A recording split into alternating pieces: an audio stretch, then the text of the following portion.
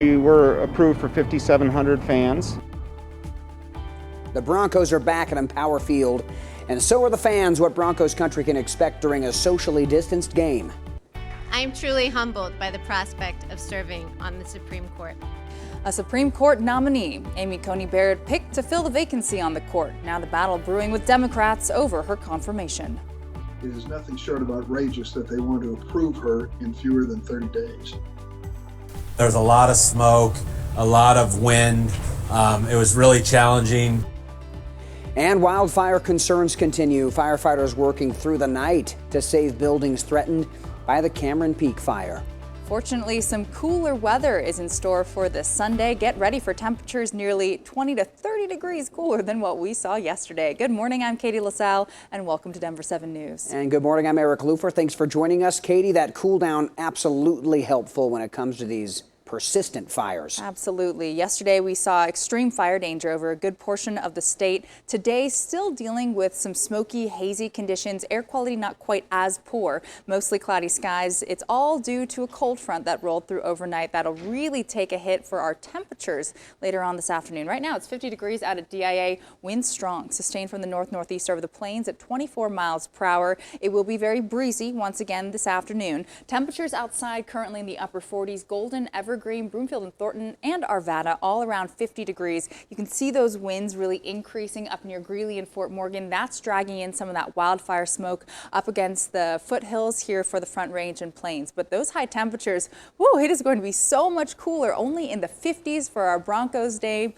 Kickoff is at 2:25 and will only be at 55 degrees by then.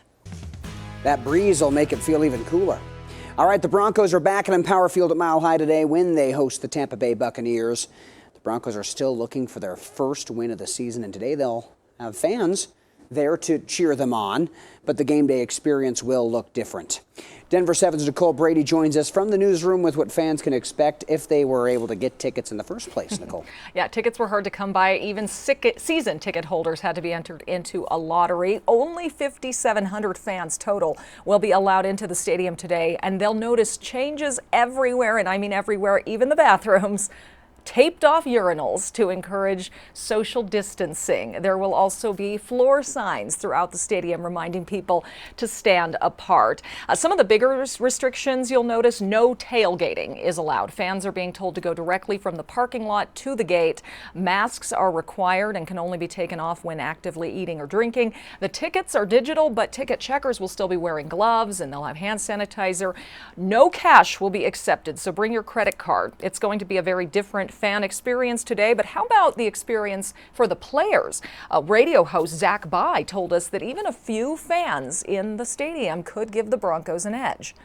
Even those 12, 10-year-olds, 11-year-olds would spark a fire under guys, and they'd be dunking in warm-ups as opposed to just laying it up. Yeah, so even just having a few fans watching your team play is better than cardboard cutouts, right? But with only 7.5% of a typical crowd at Empower Field, I did the math, you have to cheer 13 times as loud. Katie, hope fans are ready for that. I think they'll have it in them if they're going to the game. Thanks so much, Nicole. Cheers, by the way.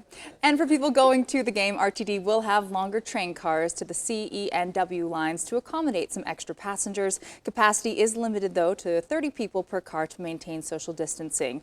RTD will not have its special Broncos ride service, but it does say they'll reevaluate the ride after today's game if more fans are allowed to attend future games.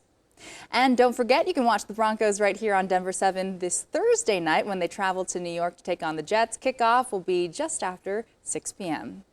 All right, fans, the Nuggets' magical run in the NBA playoffs came to an end against the Lakers last night. The Nuggets got off to a fast start in Game 5 of the Western Conference Finals, but they trailed the Lakers by 10 at the half. And every time they got close in the fourth quarter, the Lakers, they were just quick to respond. So the Lakers advanced to the NBA Finals with a 117-107 win.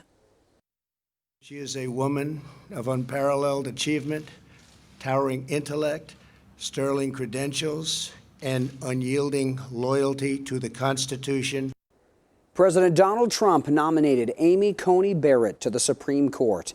If confirmed, she would be the fifth woman to serve on the court. Christine Sloan reports on the battle now brewing in the Senate over her nomination. Just hours after nominating federal judge Amy Coney Barrett to the Supreme Court, President Trump touting his pick before a packed crowd in Pennsylvania. Judge Barrett is a brilliant legal mind, an extraordinary scholar, you know that. #1 in her class. You know, the professor, one of the most respected people, he said the greatest student he's ever had. That's pretty good. If confirmed, the 48-year-old would fill the seat of the late Justice Ruth Bader Ginsburg, who died earlier this month amid a bitter election battle. During Saturday's Rose Garden ceremony, Judge Barrett, a devout Catholic who is anti-abortion and pro-Second Amendment, vowing to adhere to the Constitution.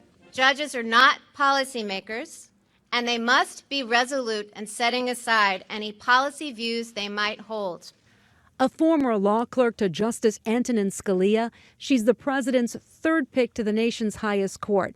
Democrats are united in opposing her candidacy. A vote for Amy Coney Barrett is a dagger aimed at the heart of the health care protections Americans so desperately need and want. Democratic presidential nominee Joe Biden also urging the Senate to not act until after the election. Sources tell ABC Senate hearings are expected to begin October 12th. And if confirmed, Judge Barrett could be on the court by Election Day. Christine Sloan, ABC News, New York. So here's what happens next. The process now moves to the Senate. Once they get going, hearings are expected to last about 4 days before the Senate Judiciary Committee casts their votes. The full Senate isn't expected to vote until the week of October 12th, like we talked about, just days before the election. Incumbent Colorado Senator Cory Gardner sent a tweet that says he looks forward to meeting with Judge Barrett and thoroughly examining her judicial record to fulfill his constitutional duty of advise and consent, I should say. Meanwhile, his opponent John Hickenlooper responded to Barrett's nomination by tweeting, "The Senate has stalled on COVID relief for months, but they're rushing to push a Supreme Court nominee through less than 6 weeks before Election Day." He added that it's unacceptable. As for voters, an ABC News Washington Post poll shows 57% of Americans are in favor of allowing the winner of the presidential race to pick Ginsburg's replacement. Debating this week, President Trump and Democratic candidate Joe Biden. The first presidential debate will be this Tuesday at 7. We will have a full recap of the debate right after, including a 360 look at the arguments presented by both sides. Tune in to Denver7 News at 10. Then, just a little under 2 weeks away, Denver7 will host a Senate debate between incumbent Republican Cory Gardner and Democratic challenger John Hickenlooper. The Supreme Court nominee will likely be a topic for both of them. You can catch that starting at 5 p.m. on October 9th. For everything you need to know about voting this year in Colorado, from deadlines to tracking your ballot, you can head to thedenverchannel.com right now, then just click on the Election 2020 tab. One man is dead and 2 other men are in critical condition in a triple shooting in Denver's East Hilltop neighborhood. This happened overnight near Alameda and Monaco, not far from Crestmore Park. Denver police don't have information about a suspect or what led to this shooting. Denver police shot a man they say was waving a large knife at them. It happened yesterday afternoon near 37th and Racine, just east of Denver's Rhino Arts District. Police say when they arrived on scene and approached the man, he walked towards them with a knife in a, quote, threatening manner. An officer fired and the suspect was taken to the hospital. Firefighters will spend today protecting buildings from the Cameron Peak fire in Larimer County. Just overnight, the fire came close to the Shambhala Center, but firefighters were able to protect that building. Firefighters say the most active areas are along Highway 14, the corridor there, and near the Comanche Reservoir. The fire grew by more than 9,000 acres overnight and has burned more than 120,000 acres. Also, a Wyoming wildfire is impacting parts of Colorado. The Mullen Fire is forcing voluntary evacuations in northwest Larimer County for people living along County Road 103. The Mullen Fire is only 2% contained this morning and almost doubled in size since Friday to more than 80,000 acres. Also, flare-ups from the Williams Fork fire outside of Fraser in Grand County is also forcing evacuations. People in the areas of Kaiser Creek, Crooked Creek, and St. Louis Creek are being urged to leave.